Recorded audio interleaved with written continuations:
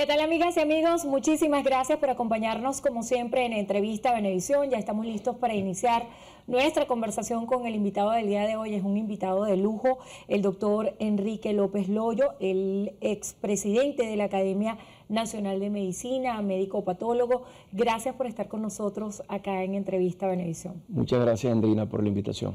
Siempre muy interesante, doctor, poder hablar de temas de salud. El día de ayer se anunció que se detectaron los 2 primeros casos de viruela del mono en Venezuela. Muchas veces cuando uno ve estas informaciones uno los ve muy lejos, pero nos sucedió la experiencia de estar inmersos en una pandemia y cuando escuchamos la noticia de Wuhan nos asombramos y decían, bueno, eso es muy lejos. 2 casos ya de viruela del mono en Venezuela. ¿Qué representa la detección de estos casos? Y quisiera que habláramos mucho sobre la enfermedad, porque no se maneja tanta información sobre ella. Muy bien, bueno, la viruela del mono era una enfermedad que estaba supeditada a áreas endémicas de África Central y Occidental, y la progresión inicia hace unos meses, el reporte de mayo inicial, que estaba desde Europa, Reino Unido, luego Portugal y España, y al día de hoy se han reportado casi 45.000 casos a nivel internacional, con 96 países involucrados. En las Américas están involucrados 25 países y la cercanía de países como Brasil con casi 4.000 casos o Perú. Perú y Brasil son los países de la región que más casos tienen. Casi 1.200 casos también. Además tenemos una migración activa en Venezuela, gente que va y viene a esos países, genera, digamos, una preocupación importante. Las autoridades han revelado que ha aparecido otro grupo de casos, en este caso 2 casos, pero como usted dice, la posibilidad de que los entes biológicos lleguen de manera súbita está planteada. Ya ocurrió con la COVID-19, aunque este virus no tiene, digamos, la pertinencia con las mismas características. Es una patología autolimitada que comienza con malestar general, aparición de ganglios linfáticos cervicales, e igualmente puede tener una secreción nasal y luego con fiebre que aparece de forma súbita al 3er día y luego se inicia al 4º o 5º día la aparición de lesiones en piel que son vesículas que generan pústulas, que generan una secreción que es altamente infectante, pero que a su vez luego se autolimita entre 15 y 21 días estas lesiones que tienen la predilección por las manos, los pies, el área facial. Y el contacto directo es el principal mecanismo de infección, pero puede haber también a través de gotas de aerosoles, al conversar, al hablar, al toser. Por lo tanto, también doctor, la pertinencia de las medidas. Disculpe que haga aquí una interrupción, pero es muy importante. Siempre pensamos en la viruela del mono que es solamente cuando una persona tiene las lesiones visibles que puede ser esto contagioso, pero usted acaba de decir que vía aérea también se puede transmitir. Sí, porque además en las primeras fases puede haber, en la fase inicial no existen, digamos, estas lesiones de piel que son muy evidentes y la gente está alerta a ello, pero además recordar que hay muchas patologías que tienen lesiones similares, como la varicela o las patologías exantémicas que ocurren generalmente en la infancia o que recurren en pacientes adultos. Por lo tanto, hay que estar alerta de lo que está ocurriendo en esto. Se ha determinado que más del 85% aparecen en hombres en contacto con hombres, pero no se debe estigmatizar a los grupos poblacionales porque también se han reportado en niños y en mujeres. Lo importante es que desde la academia hemos hecho una serie de boletines informativos y formativos. El último fue del 24 de julio, ayer replicamos otro, recordando medidas para que el país tenga, digamos, una capacidad de luchar contra esto. ¿Cuáles serían esas medidas que se deberían tomar? Es importantísimo saber esto. Y otra pregunta que la gente se debe estar haciendo en sus casas es, ¿qué diferencia tiene la viruela del mono con la lechina, por ejemplo, o con otro tipo de enfermedades de esta naturaleza? Muy bien, en el caso de las medidas, hemos implementado una serie de digamos, un listado de cosas que podrían servir para establecer un cerco verdaderamente efectivo epidemiológicamente. En primer lugar, establecer una alarma nacional para que se canalicen recursos para la lucha contra esta patología. Igualmente asociada, organizaciones no gubernamentales, sobre todo las organizaciones que han tenido que ver con la lucha VIH-Sida, dado que son grupos de riesgo muy elevados. En segundo lugar, y sabiendo esa progresión en este grupo de pacientes, evitar la estigmatización y mantener, digamos, la privacidad de las personas en resguardo e igualmente respetar sus derechos humanos. Por otra parte, hemos dicho que no basta solamente hacer un tamizaje epidemiológico en aeropuertos. Sabemos que la gente, lo fundamental es que puedan llegar desde afuera los casos iniciales, pero cuando se puede generar una transmisión comunitaria, en el caso de aquellas personas que no han sido, digamos, debidamente identificadas al momento de llegar al país, pueden generarse casos comunitarios que deben llevarse a otra instancia. Justamente utilizar la red de salud pública nacional para llevar un control, por ejemplo, en las consultas de enfermedades de transmisión sexual. ¿Cómo se debería hacer este cerco sanitario y por qué está tan asociado al tema de transmisión sexual la viruela del mono? Bueno, no es considerada una patología de transmisión sexual, pero como implica contacto directo, piel con piel, mucosa con mucosa, digamos que es la que tiene la preeminencia desde el punto de vista de la posibilidad de infección. Otro aspecto que hemos identificado también es que esa alarma nacional, que es basada en la alarma que ya dio la Organización Mundial de la Salud, debe establecer condiciones para que el Estado ya vaya adquiriendo, por ejemplo, terapia antiviral que ya está disponible e igualmente vaya pensando en la adquisición de vacunas para identificar estos grupos vulnerables y evitar la progresión a futuro. Son aspectos que son fundamentales. ¿Quiénes deberían ser, en este caso, los primeros en vacunarse? Esa población vulnerable a la cual usted hace referencia, ¿la viruela del mono le da a cualquier persona de cualquier edad? ¿Es distinto a la COVID, que inicialmente se pensaba que no le daba a niños? Identificando que se produce a través de contacto directo, los grupos vulnerables son los primeros que tienen la posibilidad, los que deberían contar en el caso de que se decida una vacunación, dependiendo de la progresión de estos casos en el país, son los que tienen la mayor probabilidad de que necesiten esta vacunación. Ya internacionalmente se ha comenzado a utilizar en estos grupos vulnerables.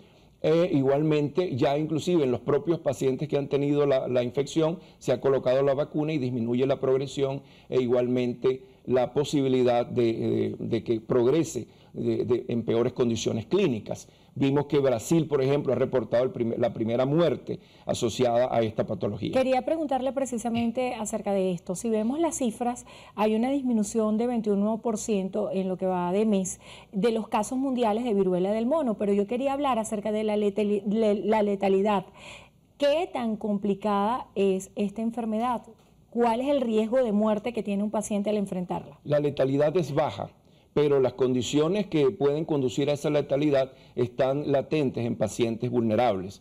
Por ejemplo, hay una probabilidad de que los pacientes que están en terapia VIH-Sida tengan la mayor progresión negativa desde el punto de vista clínico. Por lo tanto, hay que ser previsivos y el país tiene que estar preparado para esto. Tiene que buscar a los grupos de organizaciones no gubernamentales que trabajan con ellos y hacer concientización nacional. Vemos, por ejemplo, que todavía no hay una campaña pública que aleccione a la comunidad sobre esta situación, que es un riesgo que está apareciendo y que a pesar de que se han definido en este momento 3 casos, puede haber una sucesión de casos en las próximas semanas y el Estado debe estar en condiciones de generar una tranquilidad estableciendo un cerco epidemiológico que sea efectivo. Si a usted le tocara liderar esa campaña de concientización, ¿qué le diría a los venezolanos, a las personas que están viendo esta entrevista en este momento acerca de la viruela del mono? Primero, que no debe ser motivo de alarma porque es una patología autolimitada, es una patología que no va a tener una condición de pandemia, es lo previsible. Sí, ya la Organización Mundial de la Salud lo advirtió de que no se calificaría nunca de pandemia en este caso. Y básicamente la gente que esté preparada, porque si el contacto directo es lo que produce la infección,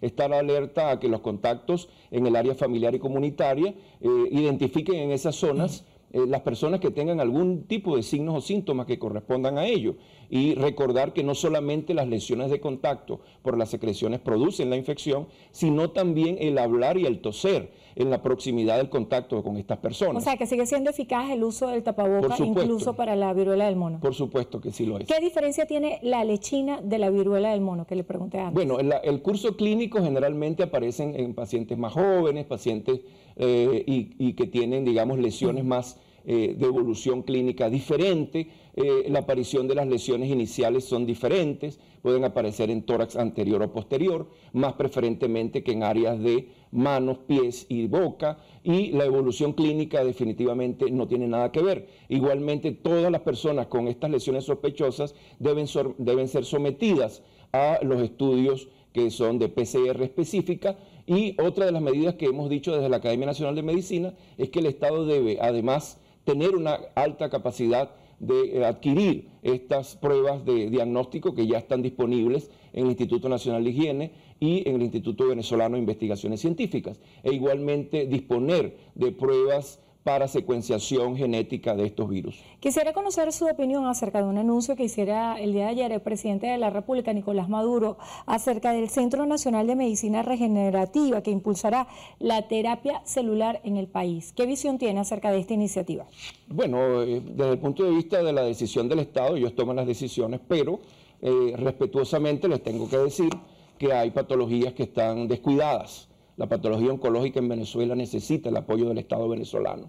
Y la terapia regenerativa, que es una terapia alternativa, debe esperar en condiciones de un país que está en este momento iniciando, digamos, un proceso de recuperación, y ese recurso debe ir a los pacientes que más lo necesitan. Vemos cómo los oncológicos nacionales están deteriorados, los equipos diagnósticos están fuera de fase, no cubren a la población general, la terapia especial de alto costo no existe en la mayoría de los centros, y yo considero que, a pesar de que respeto esa decisión, debería enfocarse primero en aquellas cosas que son vitales. Esta patología regenerativa me recuerda mucho a lo que fue hace mucho tiempo aquella famosa medicina sistémica. Por lo tanto, no podemos retrotraernos a esos espacios en los cuales se descuidaba, digamos, la posibilidad de que la persona que está padeciendo una patología, que el Estado tiene la capacidad de ayudarle, como los pacientes oncológicos infantiles, que necesitan ese apoyo significativo e importante, los pacientes con patología crónica, VIH, los pacientes SIDA, que requieren diálisis. Los pacientes que requieren diálisis, aquellos que requieren trasplante. Entonces yo creo que no es una decisión políticamente correcta. Hablando de la COVID en Venezuela, una ola importante, yo quisiera que nos diera un balance acerca de cuál es la realidad hoy de la COVID en el país. Ya las salas de cuidados intensivos no están abarrotadas como inicialmente, hemos tenido avances en ese sentido. Quisiera que nos hablara acerca de esto y del proceso de vacunación. Se habla ya incluso de una quinta, una sexta dosis. ¿Hasta qué punto va a haber necesidad de refuerzos? Bueno, sí, los refuerzos están planteados y son necesarios. Para marzo veíamos una cifra de la Universidad Johns Hopkins que decía que los refuerzos en Venezuela alcanzaban el 18.1, el primer refuerzo que se anunció. Debemos aumentar el refuerzo en los pacientes, pero, oh sorpresa, hay muchos pacientes que no se han vacunado. Y entonces allí se genera la gravedad del problema. Pero la evolución ha sido una mutación o un cambio, más bien un cambio de la patología, dada que la población ya está vacunada, la mayoría, y además existe la aparición de cepas que no afectan básicamente la capacidad respiratoria o ventilatoria, que es lo que comprometía la vida de manera importante. Solamente la gravedad que está ocurriendo en este momento para los casos de la COVID-19 está asociada a pacientes de mucha edad, con comorbilidades, muchos de ellos no tratados adecuadamente de sus patologías de base como hipertensión o diabetes, etcétera, pero lo que ha hecho es una transformación, pero sigue apareciendo. En las últimas semanas hay picos significativos, a pesar de que las cifras oficiales dependen mucho del número de pruebas que lo certifiquen, pues sabemos que a pesar de que esas cifras pueden tener una limitación específica en la población general, el conocimiento que tenemos de familiares y amigos en las comunidades es que realmente está circulando de forma importante esta cepa. La cepa identificada, la última, la BA.5, es la que está generando esta situación de pico en este momento. Bueno, y todavía el estudio de las secuelas del COVID que mucha gente sigue analizando, y esto quedará para la historia y para el estudio de la medicina a futuro. El mensaje final yo creo que es llamar a una campaña de concientización. Yo creo que aquí se debe iniciar ya una campaña pública de concientización, así como se hizo con la COVID, establecer cuáles son los síntomas y signos de la patología, establecer cuáles pueden ser los grupos vulnerables, pero respetar la diversidad y respetar entonces a estos grupos, conservando la capacidad de sus derechos humanos. Gracias por estar con nosotros en Entrevista Venevisión, el doctor Enrique López Loyo, expresidente de la Academia Nacional de Medicina. Gracias por estar aquí con nosotros en importantes temas. Y gracias a ustedes también por habernos acompañado. Recuerden, atención y prevención es lo más importante para preservar nuestra vida. Ya hay casos de viruela del mono en el país, así que a cuidarnos un poco más. Hacemos una pausa y al regreso seguimos con más de Noticiero Venevisión. Ya venimos, quédense allí. Muchas gracias.